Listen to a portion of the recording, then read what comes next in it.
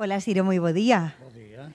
Atopámonos nesta retrospectiva, Siro, 80 anos e un lápis. 81. 81. Sí. E o primeiro que quero saber é cando comeza a túa relación co debuxo. Bueno, eu empecé a debuxar pois ao mesmo tempo que aprendín a falar, non? Porque eso de 81 anos e un lápis responde a unha realidade. E é que cando eu despertaba, miña nai levábame a cama un bloque e un lápiz para que eu pudese estar quieto e non enredar. Que pasa? Que por circunstancias da vida ninguén soubo decirme que o meu camiño estaba aí, no debuxo, na arte. Non, ni siquiera no bacharelato. Tive a desgraza de estar nunha academia de Ferrol onde non tive ni siquiera un profesor que me orientase e perdí moitísimo tempo. Eu empecé a debuxar en serio cando, ou a intentalo polo menos, cando as demais persoas que teñen vocación artística rematan os seus estudos de Belas Artes e practican e están xa en marcha. Eu perdí moitísimos anos, non? Iso é o primeiro que quero dicir. Despois, a partir dos anos 70 e máis, fixe moitas cosas que non valían para nada, non? Non será para tanto, sí. Sí. Eu fixe un par de libros, todos os autores, ou case todos, temos un pecado original. Eu teño dous, porque publiquei dous libros que se un era para fusilarme, o outro era para darme garrote vil, de malos que eran os dous. Pero, cando me din conta de que estaba perdendo tempo e de que estaba perdendo moi mal, ademais, empecé a preocuparme de facer as cousas todo o ben que eu podía facer. E no momento en que publiquei a carpeta Os pecados capitales, ese foi o título primeiro que lle puxen, Os pecados capitales, que é dos anos 75, 76, 77, porque tardei 2 anos en facela, si en vez de ser 7 pecados capitales son 10, non os remato, porque son billóns e millóns de liñas. No momento en que fixen esa carpeta, eu dixen, bueno, este é o comenzo dunha nova etapa. Entón, propúxeme que a partir daquele momento non faría nada do que non estuvera, por lo menos, medianamente satisfeito. Aí empeza a miña vida de debuxante de verdade. Porque cando fas clic e descubres, bueno, vou dedicarme a isto? Dedicarme a isto en exclusiva non o fixen, pero é verdade que o azar quixo poñerme no camiño. Un gran periodista galego foi Borbó, que dirixía en Madrid neses anos, no ano 69, no ano 70, dirixía en Madrid unha revista que se chamaba Chan. E un compañeiro de traballo meu, eu era deliñante en Bazán, un compañeiro meu que era pintor da burguesía ferrolana, tiña un mérito enorme porque pintaba as señoras e os señores guapísimos, moito máis guapos do que eran, pero parecíanse moito. Entón, este home viu uns debuxos de humor que eu fixera e mandoullos a Borbó. E Borbó chamoume por teléfono e dixo, mándame 4 orixinais porque imos publicalos. Isto era no ano 69. E publicounos, e puxo nunha páxina os 4 e decía, Chan presenta un novo caricaturista, Os nenos de Siro. E pagoume 1000 pesetas daqueles anos, que eran moitas pesetas, Ben, entón empecé durante un ano a colaborar en Chan e así empecé, pero despois disso ainda tive esa experiencia negativa da que che falaba antes, porque cheguei a facer caricaturas persoales moi boas, a verdade, moi boas, pero debuxos de humor moi malos en canto a que non tiña ningún estilo, nin sabía o que debía facer. Repito que a miña vida de debuxante empeza cos pecados capitales. En esa vida de debuxante falas de caricaturas, estamos fronte aos desnudos tamén hai autorretratos nesta exposición. Quedas con algunha das túas facetas? Non, quedo con todas por diversas razóns. Primeiro, eu era caricaturista persoal, a mí o que me gustaba era facer caricatura persoal e debuxo de humor. Eso era o que me gustaba pensando no traballo xornalístico, en ser un colaborador de prensa facendo estas cousas. Pero os directores dos periódicos fixeronme caricaturista político, algo no que eu nunca pensara. Por qué? Pois porque eles dicían non, é que humoristas gráficos hai moitos, pero caricaturistas políticos non hai ningún. Entón, tanto no Ideal Gallego primeiro como na Voz de Galicia, sobre todo na Voz de Galicia, despois con Juan Ramón Díaz como director, el foi o que tivo a idea, dixo, non, ti vas facer todos os días a caricatura política do acontecemento máis importante que pase na comunidade. E que sucedeu? Que eu cheguei a debuxar 6.000 caricaturas políticas. E con esas 6.000 caricaturas, pois contei a historia da autonomía galega, algo que non se fixo en ningunha outra comunidade, non? Por eso, e porque ademais foi a miña profesión a que me dediquei durante moitísimos anos, non podo renunciar á caricatura política, nin tampouco a caricatura persoal que sigo facendo con outros estilos, buscando outras técnicas, outra maneira de actuar. Pero é verdade que eu me sentiría insatisfeito se únicamente me dedicase á caricatura e ao debuxo de humor, porque eu son inquedo, son curioso e practiquei toda clase de debuxo e practico toda clase de debuxo agás o cómic. Nunca fixen cómic, nada máis que para un suplemento de humor que fixemos na Voz de Galicia, que era un cómic de humor na última páxina do suplemento xatentendo.com, pero é que a min aburreme repetir os mesmos personaxes, as mesmas cousas, non? Non nacín para o cómic, pero fora do cómic practico todo. E non só no campo do humor. É dicir, a min interésame facer debuxo impresionista, debuxo expresionista. Primeiro, durante moitos anos, debuxei con liñas puras. A liña era a miña palabra. Ata que un día dixen, bueno, que pasa? Logo non podo facer mancha. Entón, empecé a debuxar cos pincéis e tinta china, e, lóxicamente, unha vez que entrei no debuxo expresionista, había unha porta aberta pola que me colei, que era a pintura. Entón, empecé a debuxar con pastel, con ceras, con témperas e con óleo. Hoxe en día, como isto non o pode facer ninguén, é dicir, dedicarse durante unha xornada laboral ao periodismo e despois dedicarte á pintura, isto é imposible. Nin Miguel Anxo, nin Leonardo da Vinci poderían facer semellante cousa. Entón, esa é a razón pola que eu fixen centos de debuxos, centos de bosquexos e moitos menos traballos rematados, non? Claro, outro día estive aquí na exposición Laureano Vidal, que é un pintor excelente, e que me dixo que ven de vez en cando a contemplar unha parte da exposición, e ele decíame, claro, pero por eso teñen a frescura que teñen. É posible, pero, sin embargo, é verdade que eu debería de facer máis obra rematada. Por lo tanto, eu sigo sendo un debuxante que pinta, pero non son un pintor que debuxa, son un debuxante que pinta. E falabas desa historia da autonomía, agora escribiuse un novo capítulo, bueno, todas esas caricaturas están no Parlamento, non? Sí, no Parlamento hai 2.600 e na Biblioteca Nacional hai neste momento unhas 100, non de caricatura política, de caricatura persoal. En breve, en canto vai a Madrid, levarei unha carpeta de outras 100 ou quizáis algo máis. No Museo do Humor tamén teño que deixar algunhas. En fin, é cuestión de ir facendo un reparto intelixente de todo este traballo. E algunha predilección, algún momento especial en algunha desas caricaturas, de algún deses momentos importantes?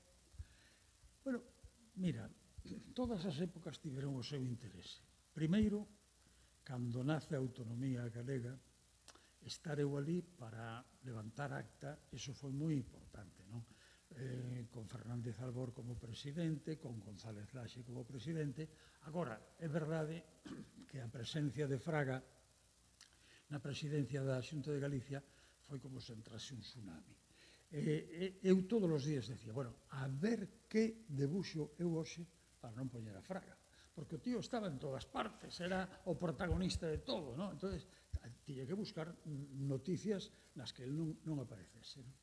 Pero foi unha época esplendorosa dentro do mundo da política galega para un caricaturista político, non? É dicir, todos os días eu tiña información, tiña que escoller entre 2 ou 3 caricaturas posibles. E hai que decir que todos os políticos, con excepción de un, que non vou dar o nome, pero todos os políticos estaban encantados de sair en caricatura. E máis, pedían eles, esa entrevista que me fan, en vez de unha foto, se pudera sair unha caricatura de Ciro. E houve un dato moi simpático, unha vez que había un acto en Santiago, entregaban as medallas de Galicia ou de Castelao, eu asistía, e na entrada coincidín con Pepe Cuíña e con Abeledo, Manuel Abeledo, que acababa de ser nomeado presidente da Deputación de Pontevedra. Entón, viñeron os dous hacia min, presentoume a Abeledo e díxolle Cuíña: Abeledo, mentras non saias nunha caricatura de Ciro, ti non serás ninguén na política galega. E Abeledo dixo, sí, é verdade. E tiña razón, non porque eu tivese poder para darle categoría a ningún político, é que se el non facía nada, non ia sair nunha caricatura.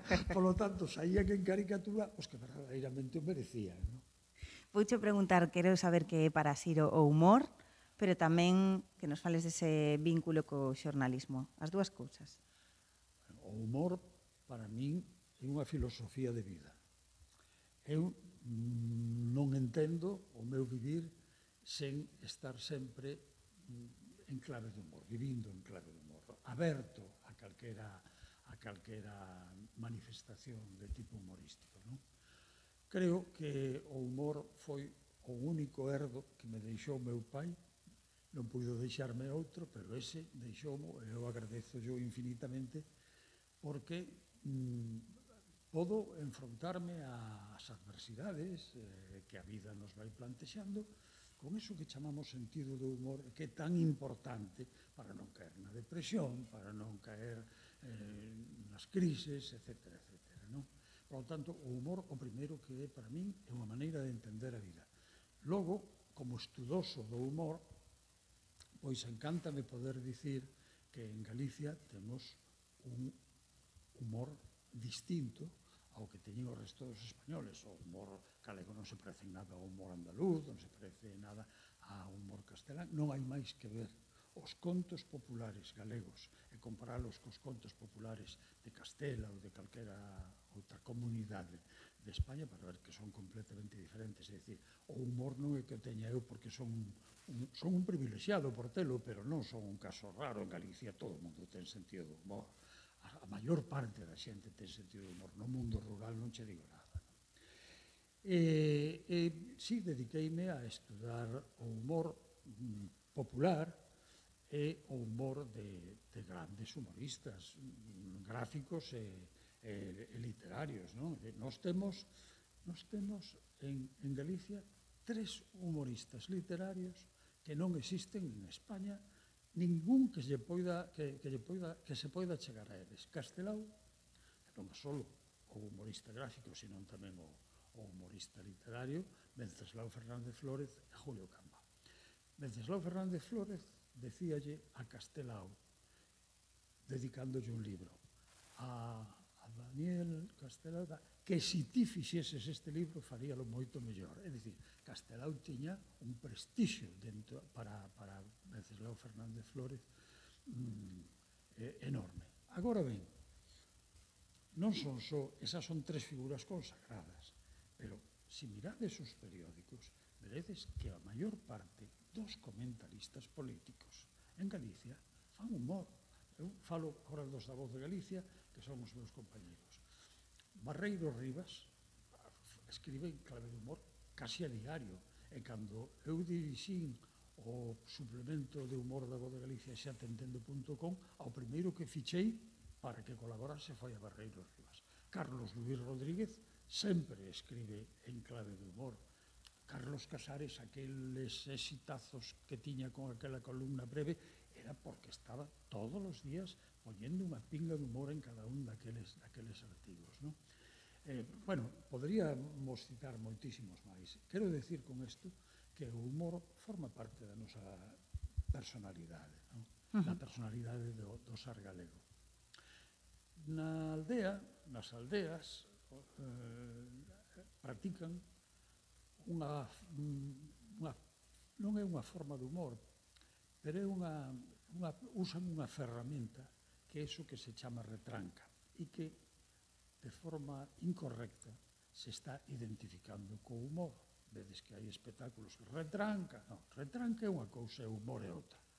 A retranca é unha facilidade que temos os galegos para sairmos dunha situación conflictiva sin comprometernos.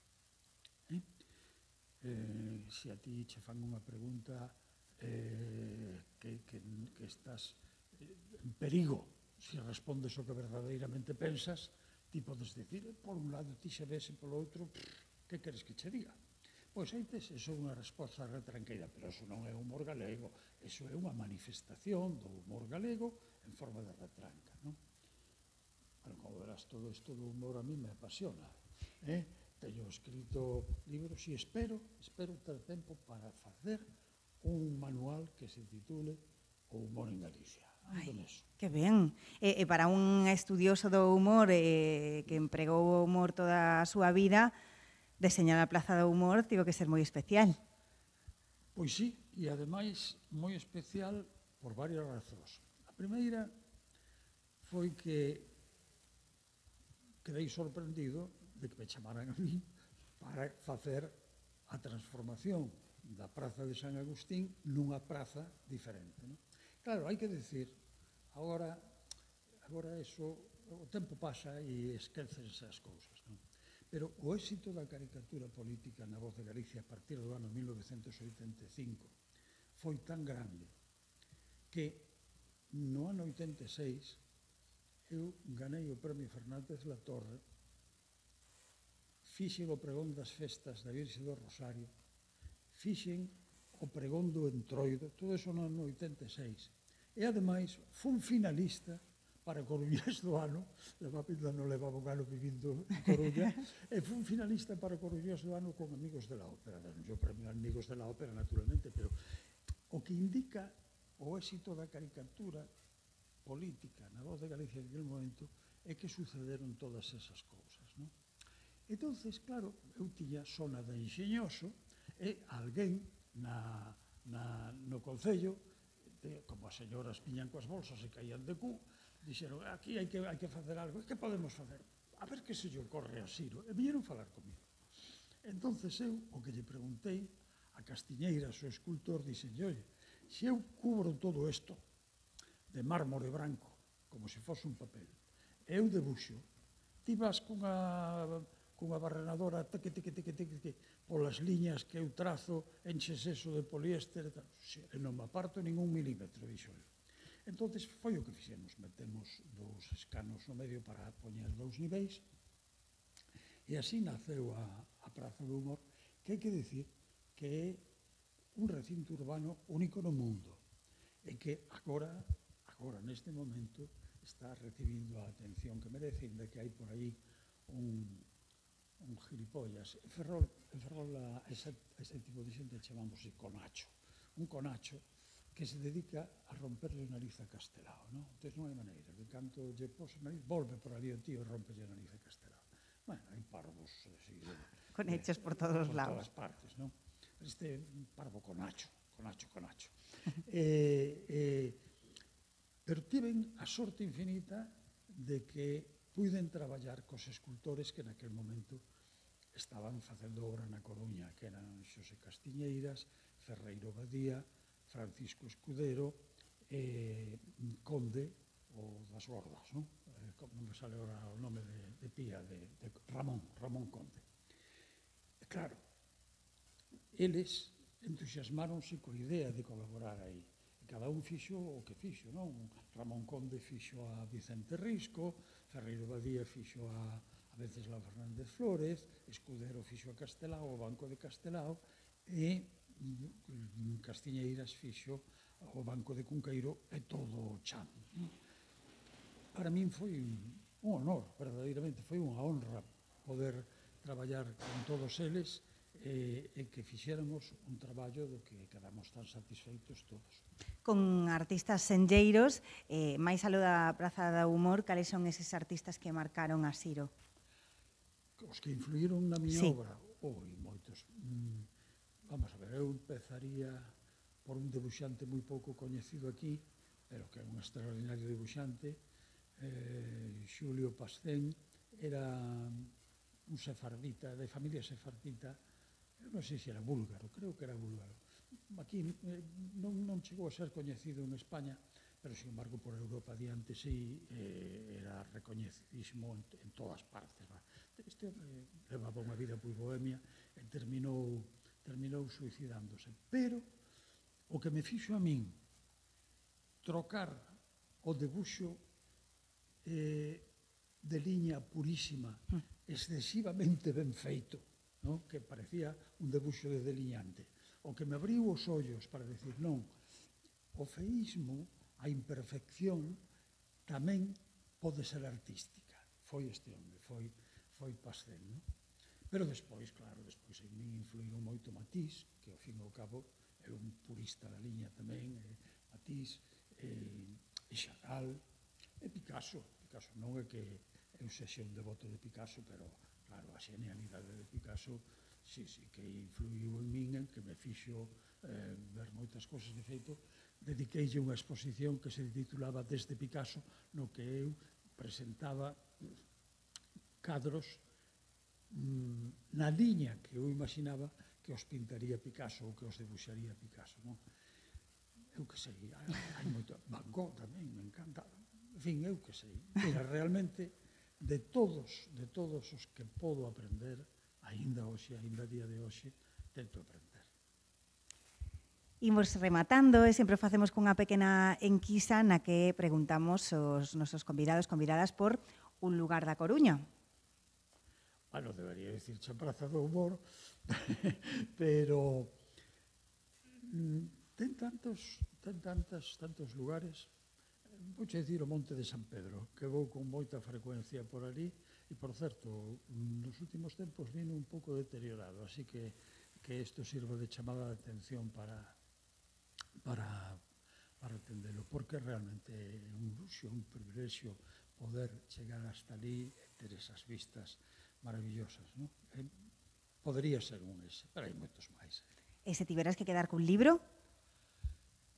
Cun libro, iso que é difícil, pero se tivera que quedar cun libro, sen dúbida quedaría co Quixote. Sen dúbida. Eu publiquei en galego, agora están o traducindo ao castelán, espero poder publicarlo en castelán pronto, un libro que se titula Cervantes e o Quixote, a invención do humorismo. E mira, non quero parecer inmodesto, pero invito vos a que miredes a bibliografía sobre o Quixote en calquera idioma do mundo e veredes que se fala do humor do Quixote, que se fala de moitísimas cousas, que se fala do humor de Cervantes, que se fala da personalidade de Cervantes, pero non existe un libro que explique por que Cervantes necesitou crear unha forma de humor que ata ese momento non existía para poder escribir o libro que escribiu. E iso está feito nese libro meu e está feito en galego. É dicir, o primeiro, despois, ao mellor, se hai sorte, poderá traducirse ao inglés, ao francés, o que se queira, pero o primeiro foi en galego. Porque eu escribo en galego, tento debuxar e pintar en galego. Xa non che pregunto por libro, está claro. Non, o libro é o Quixote, sen dúbida alguna. Para rematar, agora sí, unha canción. Ten en conta que eu son de Ferrol. E ademais son daquel Ferrol en que todos os ferroláns cantábamos ben, sabíamos cantar, non?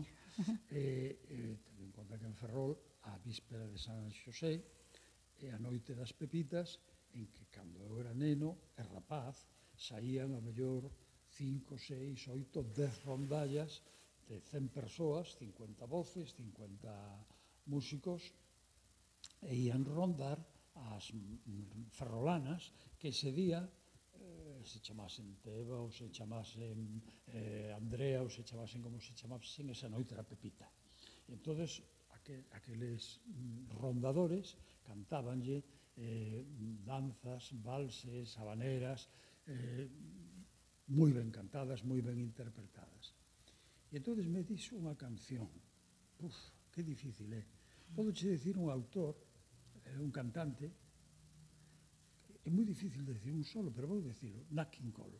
Eu creo que Nat King Cole é o máis grande cantor, ou un dos 5 ou 6 cantores máis grandes que coñecín. Non recordo como é o título da canción en inglés, unha que me gusta moito, pero ten tantas tamén, unha calquera. Siro, moitísimas grazas por estar connosco. Grazas a vos, moi amables, moi honrado, moi agradecido.